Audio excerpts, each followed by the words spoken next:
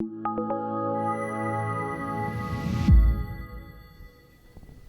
everybody.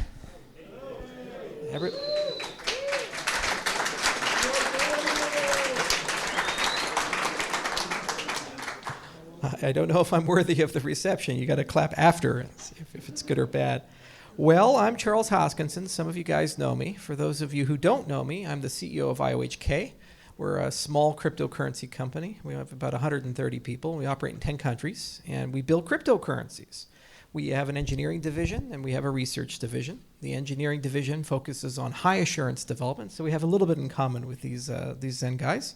And we do things in Haskell, and we think about things like Isabelle and PsiCalculus and formal specifications and things like that. Lots of word salad there.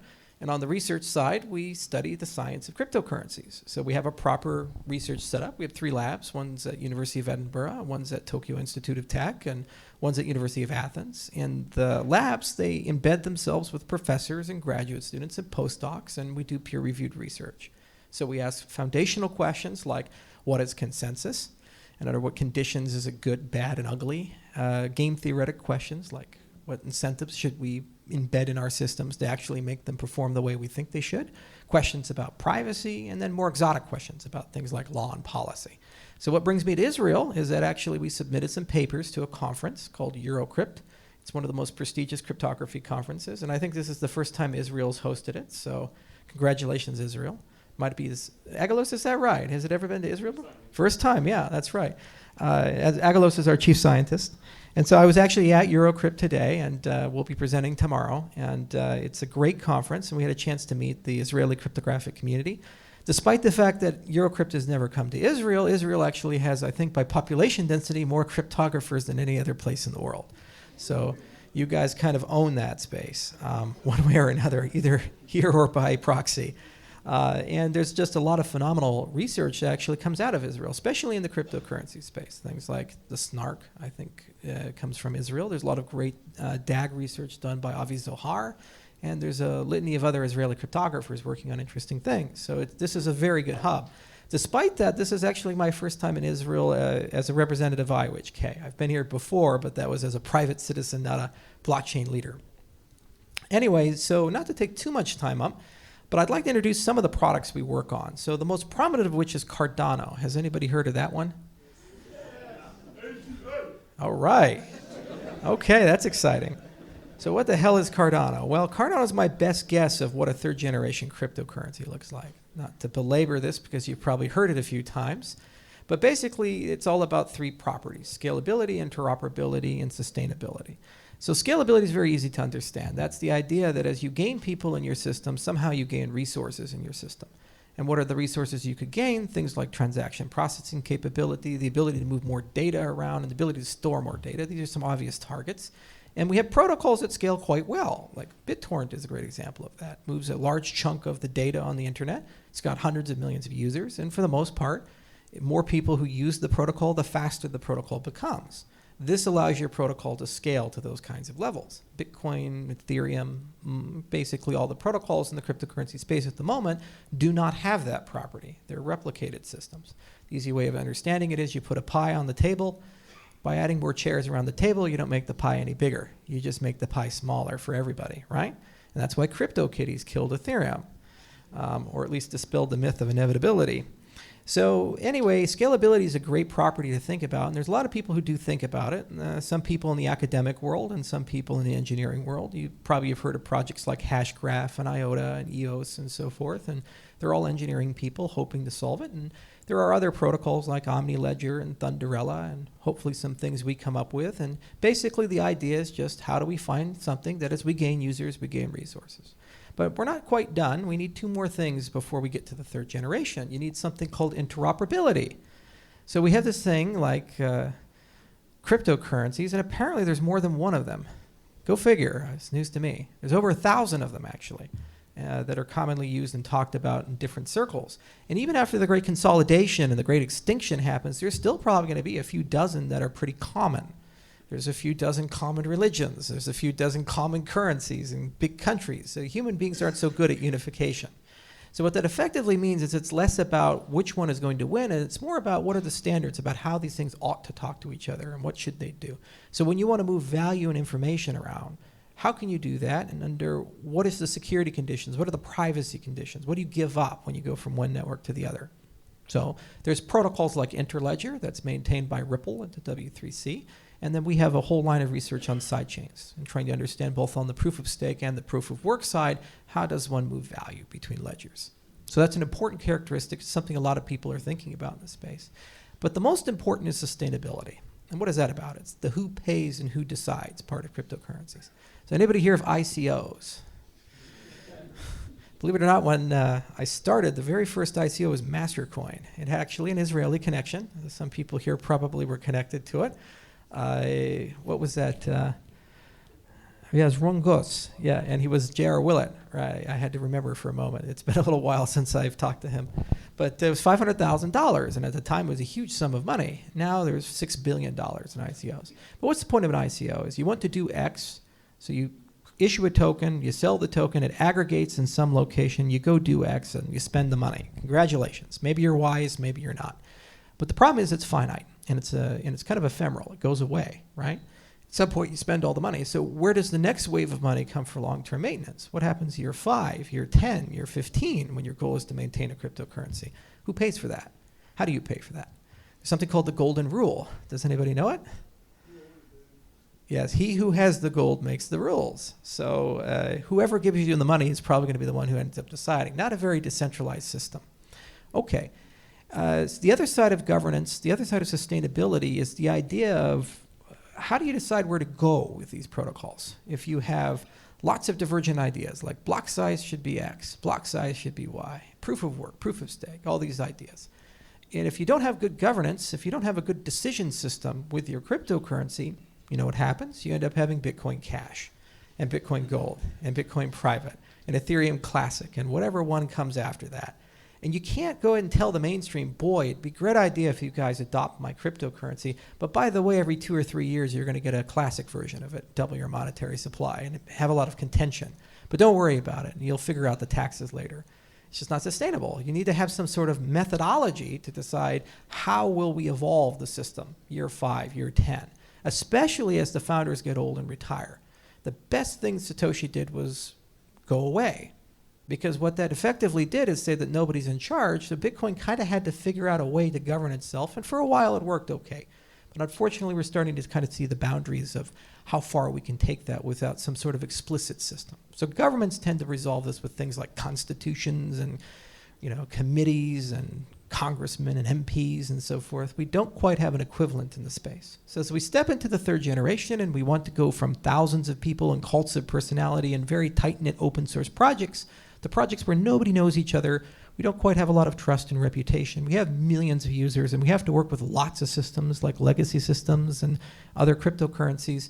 It's important to think about the governance side, because at the end of the day, you're not going to be able to actually get to that scale and sustain that scale if you don't have a way of deciding. So those are the 3 dimensions of third generation. A lot of people are involved in this space. Tezos, for example, is thinking about it. They have their own on-chain system. You got Decred, you got Pivx, you got Zencash, you got Zcash. You have probably a dozen other that I didn't mention for whatever reason. And everybody has a kind of a philosophy on what we ought to do there for who pays and who decides. So for Cardano, what we decided is that these things are all interconnected with each other, in that you have to kind of solve all of them if you're actually going to achieve a scale of millions to billions of users and sustain that scale. So in 2015, we launched the project with some partners, and we have a kind of a 5-year outlook on how the research agenda works. The first step was build the proper heart of the system, and some of the architects of the heart of the system, Ouroboros, are actually here. There's Agalos and Peter Ghazi and Bernardo David, and they can give you some great thoughts about what's required for that dimension. But then we also had to figure out how do we get it to talk to other systems, and some of the architects of that are also here. So Peter and Agalos designed our sidechain system with others. And then also, how do you actually get a sustainable governance model for the system? And so we invested a lot of time and money at Lancaster into concepts around liquid democracy. We think that that's a good way of approaching it. So that's basically Cardano in a nutshell. Is we're trying to achieve the third generation. We have a lot of ideas about how to do it. Those are incubated within the academic world. So we write papers. Those papers go through peer review. It's a good third-party check if we've actually done our work right. And when we implement it using formal methods. So we use Haskell and formal specs and so forth. And boy, that's real hard, and it's not easy. And sometimes we don't do as good of a job as we'd like, as FP Complete can remind us. One of our auditors is in the room. And that's the project in a nutshell. Anyway, so I just wanted to give you guys a brief overview of who I am, what my company does, things we work on. We also work on other things like Ethereum Classic and Zencash and so forth. And we have some unannounced projects that we're cogitating. We also are in the permissioned blockchain space as well. So we think a lot about the transition between the permissionless ledger and the permission ledger. Has anybody heard of Hyperledger? Okay, or Kadena or Corda or any of these things. So basically, in the enterprise space, you have kind of a need for the DNA of the technology that we use in the cryptocurrency space, but you're thinking about much more tightly about trust and coordination. You don't completely distrust everybody, but you don't completely trust everybody. And it's more of a question of, I need to coordinate for the good of my customer. Two quick examples. For example, let's say medical records. Everybody has to go to the hospital at some point in their life. And you're probably not going to just go to the hospital nearby where you live. You might be traveling abroad. You might be in a different state. You might be in a different country. Who knows? So you need to be able to move your medical records from one system to another system, but it's definitely not a good solution to have a universal medical database that every single country and every single hospital can access. It would be a security nightmare. So you have a situation where for your benefit, you need these people to coordinate. And you need these people to work together, but you don't fully trust all of them. That's a great example of where an enterprise ledger could do something for you, at the very least acting as a broker. Another example would be data for telecoms. So you have phones, right? I have a T-Mobile phone, and so I come here to Israel. Somehow it works. I have data. Why? Because T-Mobile made a deal with the Israeli telecoms, and I can use their networks. Well, how do we sort all that out? Should T-Mobile give all my information to the Israeli telecoms? No. There's a coordination and trust problem there. So these are examples where the enterprise blockchain space kind of makes sense. More closely to our field, think about exchanges. Anybody ever use Bitstamp or Coinbase or any of these other guys? Does it make any sense at all why those addresses are on the main network? No. You would probably want them to be on a private ledger, because if a hack happens, they have many more mitigation strategies in their back pocket. You're already trusting them to hold your funds. Do you really care if it's on the main net or on a private network? No. You care about the fact that your money is safe and secure. So that's an example of where it would be nice to have a sidechain connecting a public ledger to a private ledger. So a lot of discussions about how that ought to work. And if you federate, then you can do things like perhaps proof of solvency and other such things. It would be nice to know that your exchange actually has the money they claim they have. Okay. And you can enforce standards like prevent front running and these things if you could create internetworks of exchanges together. So these are examples of the interplay. And so part of the Cardano project is sorting that side of it out, whether it be for real-time continuous auditing or property ledgers, and connecting these things so that if a token lives in one of those systems, the token can move from that system into the Cardano network and back. So a lot of other things we do. We think about things like verified computation and multi-party computation. We think about how do we get as much of this off-chain as possible. We actually think about a lot about being able to write smart contracts in the languages you'd like to write them in, like Java and C++ and JavaScript, without compromising too much security. We also think a lot about how to write proper high-assurance smart contracts. So we write dedicated languages for those. Some are DSLs and some are functional languages. And it's a pretty huge project. It combines a lot of different disciplines of people who generally don't work together. So anyway, that's a summary of all of it. And the fun part is the Q&A. So I'd love to hear from you guys. Thank you. And you had a question. Yeah, but you related to smart contracts after I wanted to ask. Sure. What is your model? Is it Turing complete? Do you use gas? How do you solve the questions we saw before? Yeah, so Cardano has a separation of accounting and computation. That's the first step. So it's kind of thinking of like Bitcoin and Rootstock together. And there are two major reasons to do that. One is when you separate your accounting, then you're dealing with a fundamentally simpler collection of operations and actions and lower liability, lower regulatory risk, okay? So when you bundle these two things together, if you make any mistake at all in your computational model, you've inadvertently bricked your entire cryptocurrency, right? So Ethereum has run into this problem numerous times. So what we do is we say, okay, for the accounting layer of the system, we call it CSL.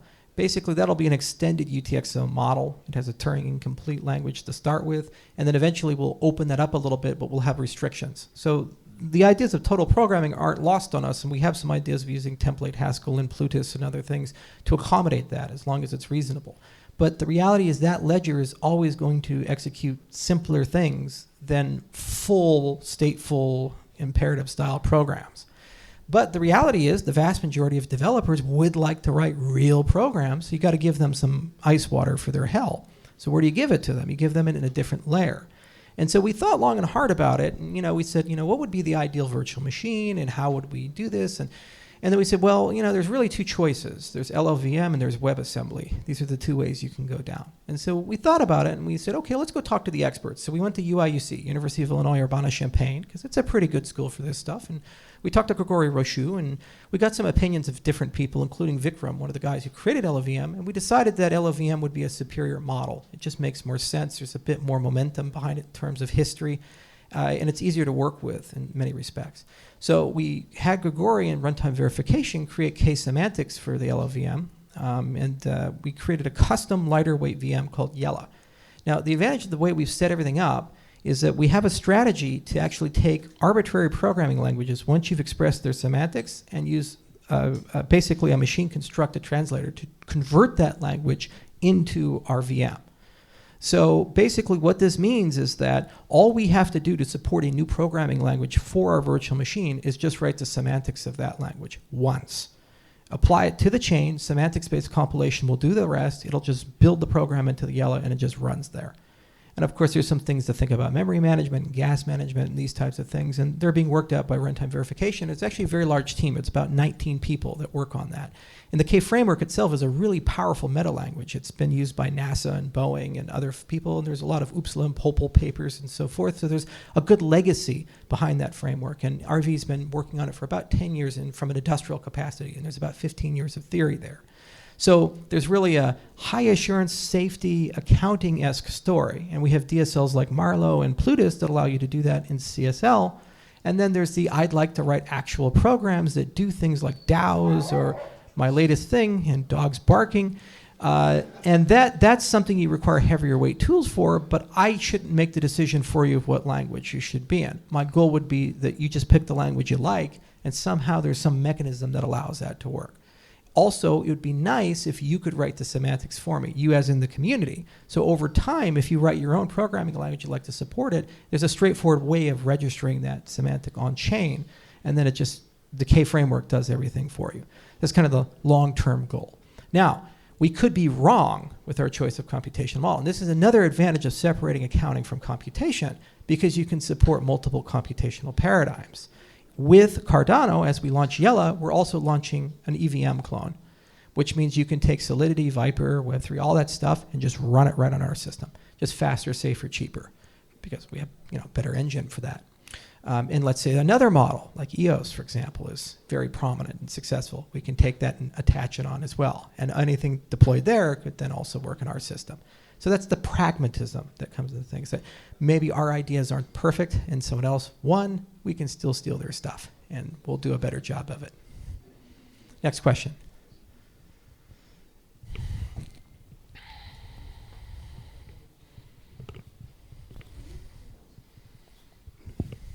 I want to hear a little bit about your consideration, the proof of stake, and also the economy parts of it. As an ecosystem based on proof of stake, can you see it actually sustainable? So I'm going to punt on that question only because some of the finest proof of stake minds in the world happen to be in the room, and they'll be doing the presentation next on provable security. But if Agalos and Peter want to answer that, I'm sure they can give a better answer than me. Or otherwise, I would ramble for like 10 or 20 minutes. But it's like this guy literally invented the first provably secure proof of stake protocol, and he happens to be in town to show it off. So that's a rare opportunity. Next question. Think about SegWit, the Lightning Network, and the future of Bitcoin. with all this huge energy Right. consumption that it takes? Well, first off, the first question is, what do I think about layer 2 protocols? And the reality is you're always going to run things off chain at some point. And that's okay. Like, for example, if you're playing a poker game, do you really care if the entire network's processing that? No, what you care about is at the end of the day, I can get my winnings or suffer my losses, and it's a fair game, right? So why the hell would you want to store all of the intermediate calculations, all this stuff on chain? You wouldn't. You want to do it off chain because you'll get better performance, you'll get lower operational cost, and probably just a better quality of play, okay? So it's okay to do things off chain as long as you're not sacrificing security and privacy. And there's always a trade-off there. So things like Lightning or multi-party computation or verified computation allow you to do these things. It's just as long as you understand the fine print. So that's the point. The second point is that these protocols really ought to be analyzed more rigorously in peer review. And now that's starting to happen, and that's a good thing. So I suspect within the next 2 or 3 years, we're going to see a very fertile collection of layer 2 protocols, whether state channels or payment channels, and some of them will run in trusted hardware, and some of them will use exotic cryptographic techniques like verified computation or MPC. IOHK is actually investing very heavily in some of these things. For example, Bernardo David is here. He's from Tokyo Institute of Tech, and he has a whole suite of MPC protocols he constructed for just these types of things, and he can take you through these. But they're pretty amazing, and they allow you to do things like poker and blackjack and potentially even decentralized exchange off-chain, which means that when you consume something, you're bringing the resource you consume. So that can scale to potentially millions of people concurrently because you're running at different circuits. So that's what I feel about that. Now, the second question is sustainability of proof of work. I happen to feel that it's an ecological nightmare because when the value goes up, the energy consumption goes up. There's no way to get around that. Because let's say you make more efficient ASICs, that doesn't mean that you lower the global power. You just build more of them because you're more competitive, which makes the difficulty go up. So it's a feedback loop that promotes more energy consumption. So I think that proof of work is probably going to kill itself as a protocol. It's going to either reach a ceiling or it's just going to run out of steam and we'll replace it with other things. The other reality is that there are better protocols now. And there's a humongous diversity of thought going into these designs, from Algorand to Snow White to our protocol like Ouroboros, more traditional BF protocols like Tendermint and so forth. There's a very big group of thought going into this. And the argument that somehow proof of work has magical properties is like saying, we're going to go and dig up your backyard. You're either going to use a backhoe or a shovel. And because you use the shovel, somehow that's more moral or better and it creates a better result. No, your goal is to advance the network. That's that. So whether you use tool A or tool B to do that, just because tool B uses less energy or less effort or is somehow simpler, doesn't somehow make it inferior to the other tool that's more expensive and energy consuming. So I just don't understand the correlation between these two things. And a lot of the complaints like nothing at stake and long range and so forth, in my view, have been solved, and some of the people who have been involved in that are here. And if you don't believe them, there's competitors on the other side who claim they've solved these things or they have reasonable ways of mitigating them. Is it an excuse to burn more energy in the entire country of Ireland because there may be something theoretically slightly different? Especially when these are intrinsically social systems that are somewhat centralized. The other problem with mining is it always leads to centralization. We've seen this. 10 people control almost all the hash power. And I can't compete with them because they have subsidized power and first access to hardware and specialized talent. And there's intrinsic economy of scale in this market. Always. It's like aircraft manufacturing. You're not going to have 100 of them. There's just certain things you do to make money, and the market naturally consolidates around federation. So do you want federated mercenaries who burn tons of energy running your network for some reason, quote, decentralization, or do you want to run it through some other mechanism? I think it's just more sensible to run it there. But that said, I could be wrong. And there's certainly a huge amount of people working on the proof of work side of things, and everything from trying to make it useful, and there were some papers about that, trying to change the mechanism like proof of storage and things like that, or trying to improve performance by adding DAGs. I mean, right here in Israel, for example, there's been a large series of paper by Avi Zohar and Yonatan Simplepinsky about things like Spectre, and later another one was called Ghost, and Ghost came first, then Spectre, then Phantom, where they're saying, can we take traditional mining, tighten the block interval, and somehow deal with the orphans that are a consequence, and the system just works somehow. It's like a DAG versus a regular linked list. And it's a great line of research, and they're publishing papers and so forth. So, some people think proof of work is still great. They do research, whether it's Bitcoin NG or Phantom, and that's okay. And we do research in different fields, and reasonable people can disagree. Yeah. Yeah. I'm waiting on the mic. Thanks. First of all, I'm a fan of the project, so I'm really happy to be here. So thank you for being here too.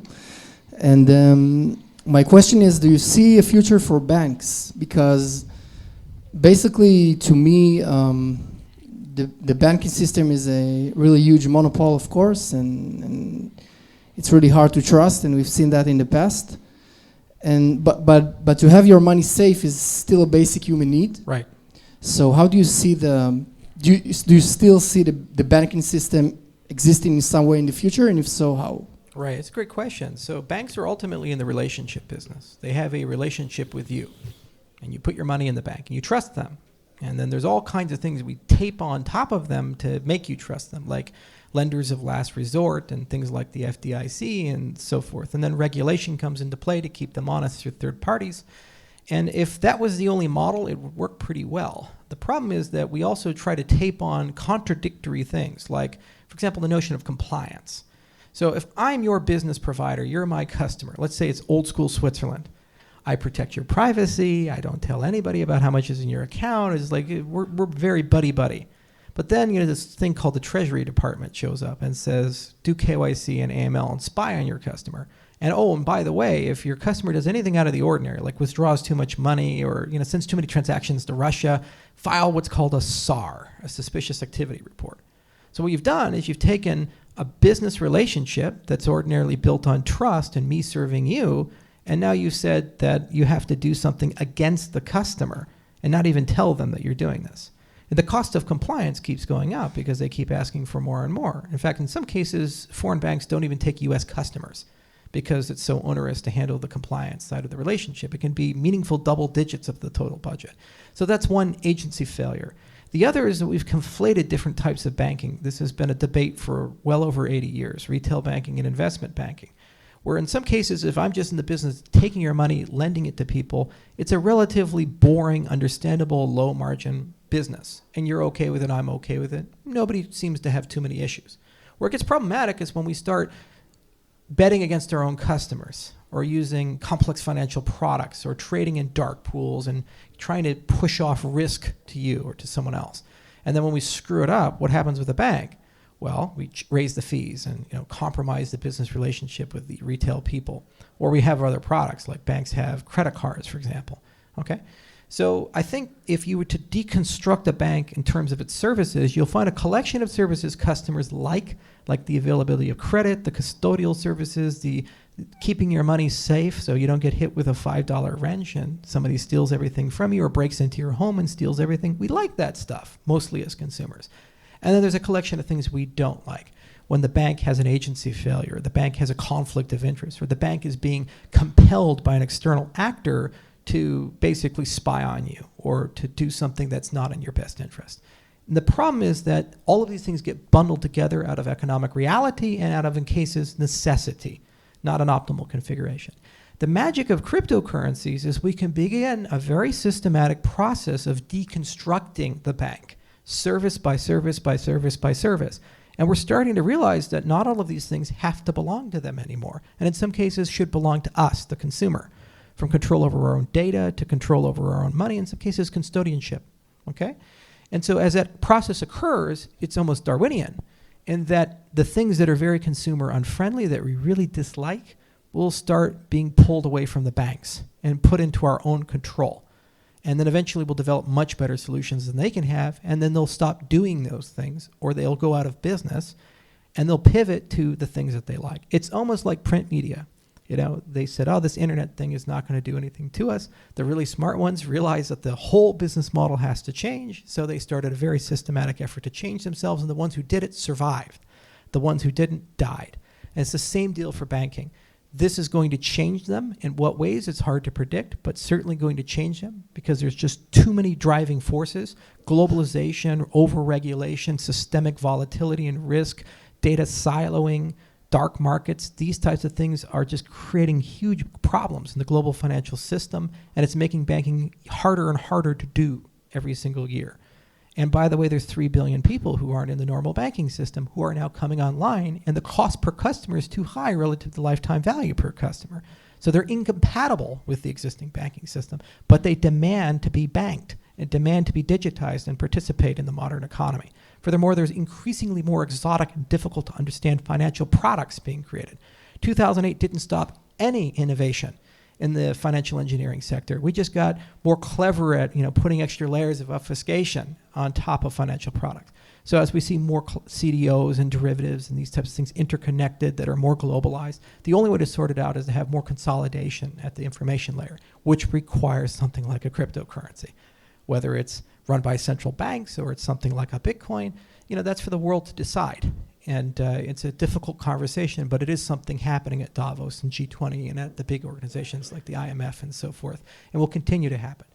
In my view, we have to make some tough decisions globally. It's very easy to build these systems in a very dystopian way. For example, China has this idea of the My Citizen score, where basically they gamify you being a citizen. So how does it work? Well, they say, okay, we're going to take all your Facebook posts, well, whatever the Chinese equivalent is, your Baidu searches, what you bought on Alibaba, how you voted, where you travel, put it all together and put it into a metric. And if you have a high metric, you're a good citizen. If you have a low metric, you're a bad citizen. Good citizen, lower taxes, lower fees, huzzah. Bad citizen, you lose your job, revoke your passport, can't travel anymore, higher taxes, these types of things. They're beta testing these types of systems. So if you wire money into that, it also means I can shut your money off.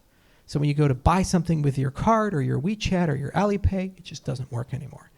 That's what happens when you give the state a monopoly on money, which is why it's a humongous moral hazard, and it's something we can't allow to happen. You have to have another option. But by the way, governments are increasingly becoming hostile on cash. They're very vigilant on this. And every place where cash tends to live, they try to stamp out some way through civil forfeiture or some other methodology. So we have to have a digital cash that's transnational, and it can't be seized as easily as these standards. And that's where cryptocurrencies, in my view, fit in. So I think that's a very particular case of a broader thing of how are we going to revolutionize the cash side of things, the identity side of things, and the banking side of things, and they're all interconnected to each other. That's the best answer I can give you to that question. Next question. Yeah, you can be the question master. Pick somebody. My question is regarding the banks, what you just talked about. Yeah. The way I see it is not that the banks are against these things, that they are compelled by the governments. Right. And the governments themselves are compelled by the U.S. government, for example. Right. Like KYC and AML. So how do you see it? Like it seems to me like everyone has to change at the same time. No, not really. I mean, you can look at transcendence and lack of compliance. So when you had a distribution model for music where you had the record store, you could control that pipeline and you could enforce IP. But then when Napster and Kazaa and BitTorrent came out, it just so changed the paradigm in the distribution model that it was physically impossible to enforce IP the way it was done. So some people resisted, and the RIAA sued 12-year-olds and their grandmas and said, oh, look at all the people we're going to throw in jail for stealing our records.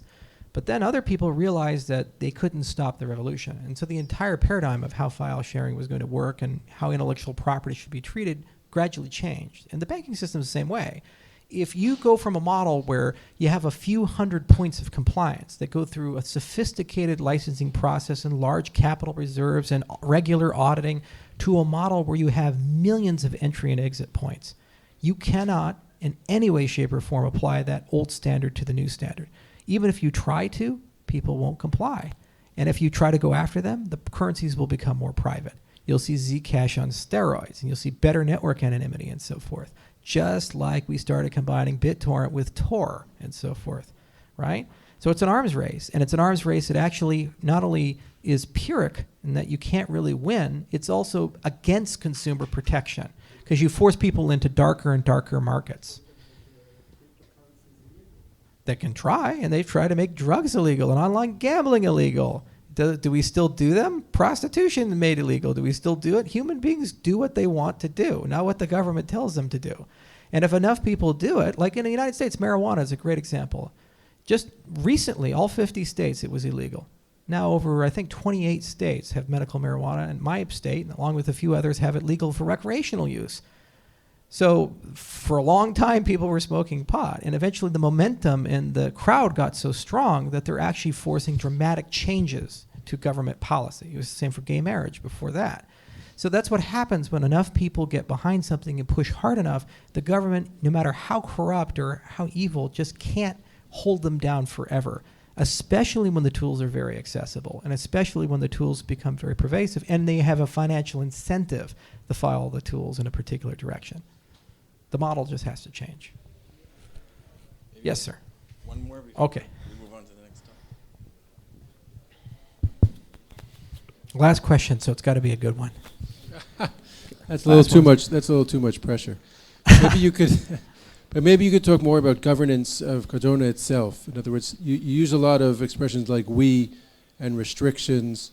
So how do you see it really playing out within your own playing field?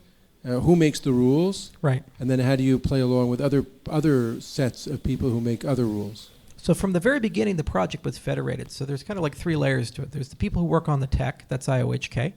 And then there we have to be accountable somehow. So from a science side, we utilize peer review. And from a code side, we have independent third-party auditing.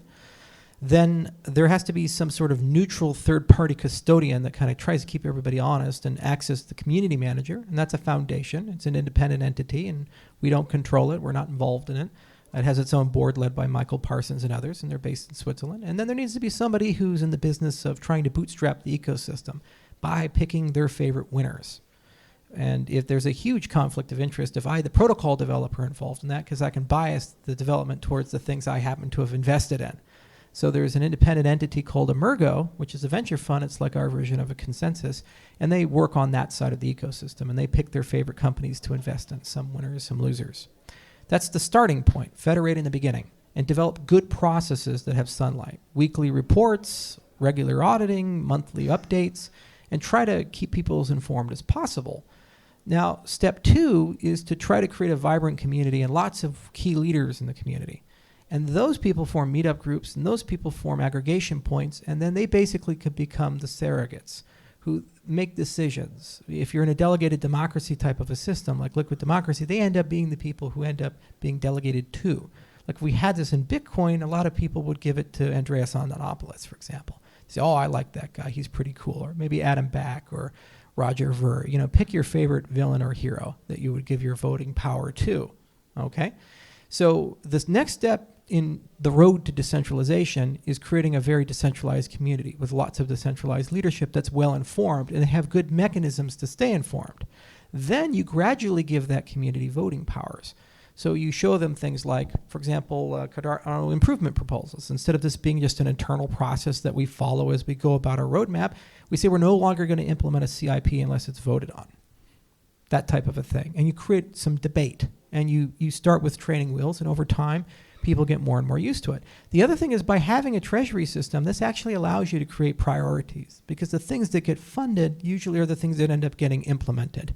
So you can create a very vibrant community of debate by a funding mechanism, and Dash has proven that, and there's others who have proven that as well, where literally millions of dollars every month get allocated, and anybody in this room can submit a ballot to the Dash group. When you do that, there's automatically a discussion.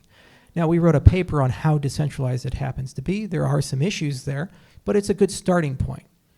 And over time, if you have the right culture and you have the right processes, you notice yourself becoming more and more and more decentralized.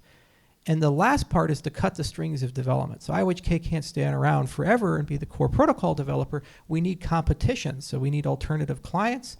And there needs to be an end to our participation, just like Satoshi had an end. In our case, it's 2020. We think that most of the major tech should be done in the protocol by then, and the protocol should have a full treasury system by then, and it should have a decentralized enough ecosystem to be able to take over and compete with us.